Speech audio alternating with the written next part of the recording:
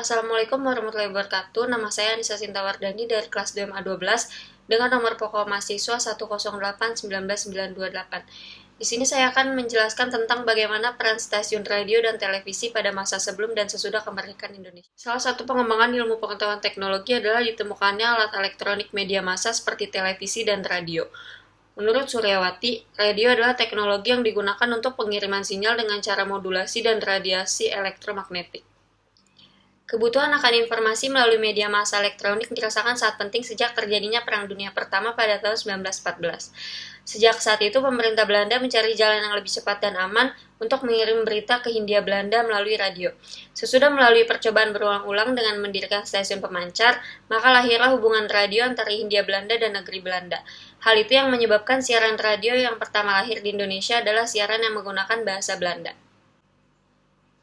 Dengan menyerahnya Belanda ke Jepang, sejarah Indonesia mengalami babak baru. Begitu pula dalam bidang penyiaran. Semua perkumpulan radio swasta yang hidup subur di zaman Hindia Belanda pada masa Jepang dihapuskan. Musik bahasa barat dilarang disiarkan. Kebudayaan Jepang merupakan satu-satunya kebudayaan bahasa asing yang boleh disiarkan, sedangkan bahasa Indonesia dijadikan bahasa pengantar dalam siaran radio. Peristiwa jatuhnya bom atom Hiroshima dan Nagasaki merupakan suatu malapetaka tragis bagi penduduk Jepang.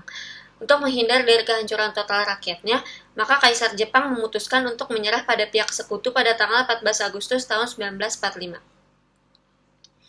Berita kekalahan Jepang ini secara diam-diam berhasil ditangkap di Indonesia melalui siaran-siaran radio gelap milik penduduk atau pemuda-pemuda gerakan bawah tanah yang secara kebetulan pesawat radionya terhindar dari pengawasan tentara Jepang.